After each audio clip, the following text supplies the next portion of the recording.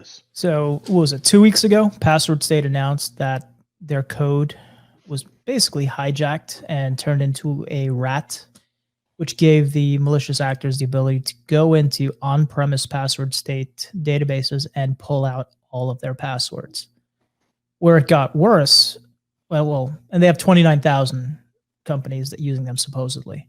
Where it gets worse is that the bad actors, once they were found out, they killed their command and control servers and started sending phishing emails to customers to reinstall a further compromised copy of the software, even though Passwordstate issued a patch. What are your thoughts on that? So they sent an email to registered users to do a reinstall. Is that correct? After Passwordstate updated the software to remove any malicious actors, to get back into the systems, the bad guys sent out the phishing emails impersonating Passwordstate saying, hey, here's our newest update. You need to install this to be safe, when it's really just another version of the rat. That always, there's so many different ways that we can go onto that, because at that moment, who do you trust?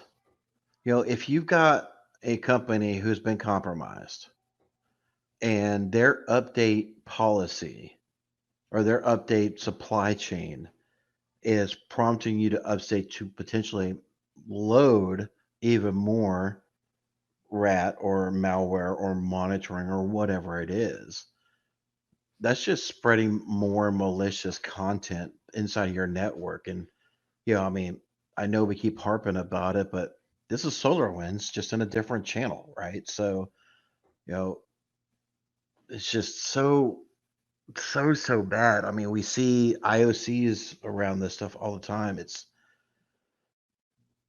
You really got to know who to trust. And unfortunately, these things are really hindsight 2020. Yeah, we should have known, blah, blah, blah. But, a lot of cybersecurity and, IT, MSPs, whatever, you go in thinking you can trust certain vendors, and then you get this type of shenanigans. And, who do you trust? Who No can one. you put? So when you're looking at password management, you're looking at documentation, you're looking at all these things. I think when you're looking at any piece of software or hardware these days, you need to look past the marketing fluff, the buzzwords, and the jargon. You need to get a call with their CISO. And if their CISO doesn't have time for you, you shouldn't have any time for them. This is true.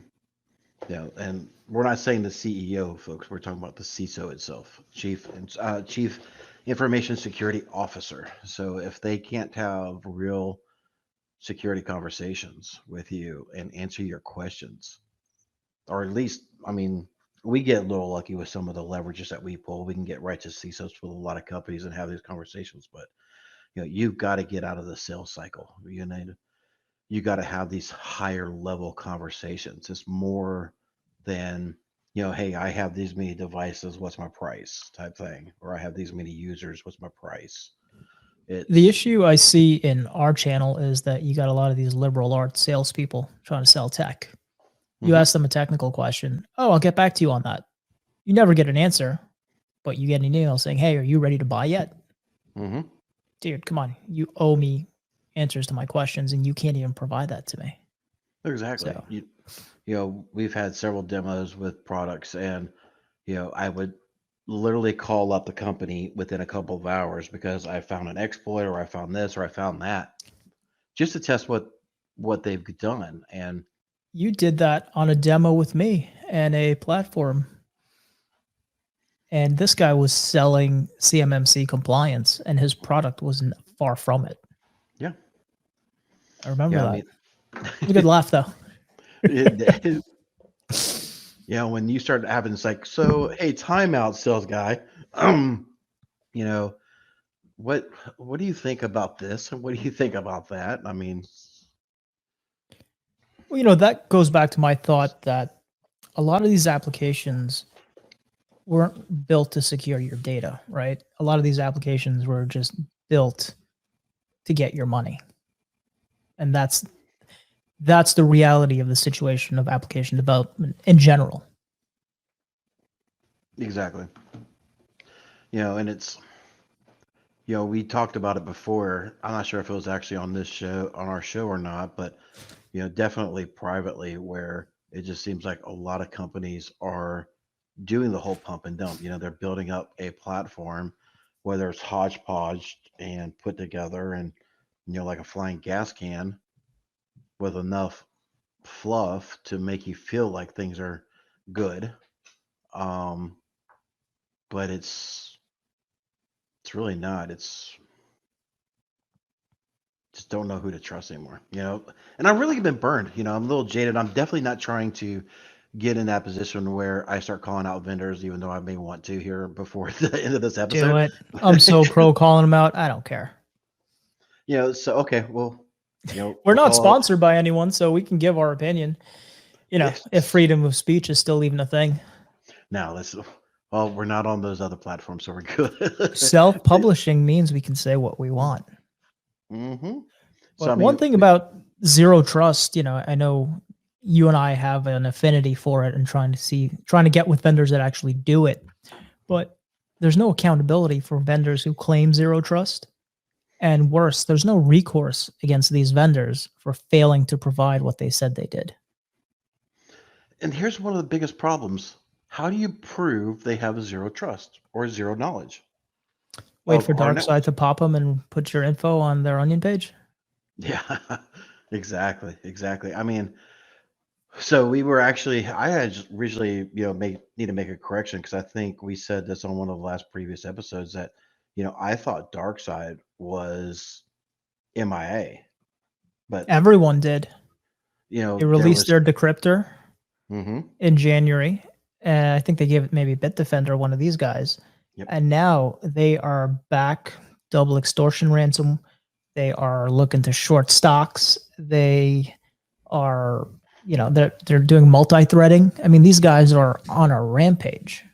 Yeah. So what they were originally doing, even when I was on their Darkside leak page that I have here, they had little pins right here.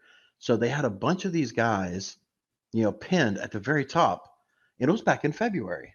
So if I scroll down here a little bit, um, these guys right here were all part of, we had Swift Real Estate Partners, we had Pain and Fears that was part of there. All these companies were pinned to the top.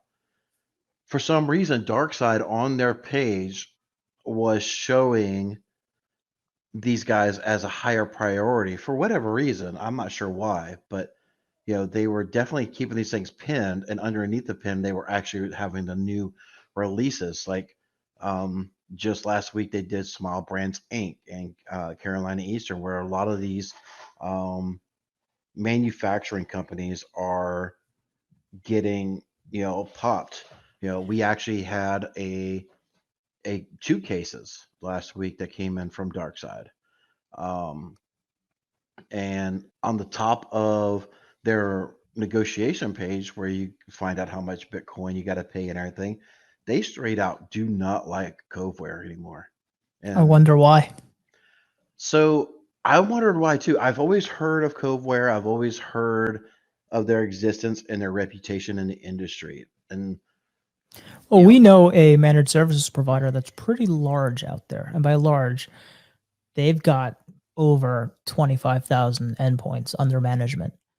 And one of their directors said they use Cover all the time when their clients get popped, which mhm. I don't know what's scarier. The fact that their clients are always getting popped, or I don't know. But anyway, sorry. So from my understanding, Coveware is a bunch of former FBI guys and gals, and they literally will string Darkside out as far as it can go until they can confirm that a decryption has been made, or not until a recovery has been made or whatever, and they don't need that negotiation anymore. And then it's like, oh well, whatever, be done.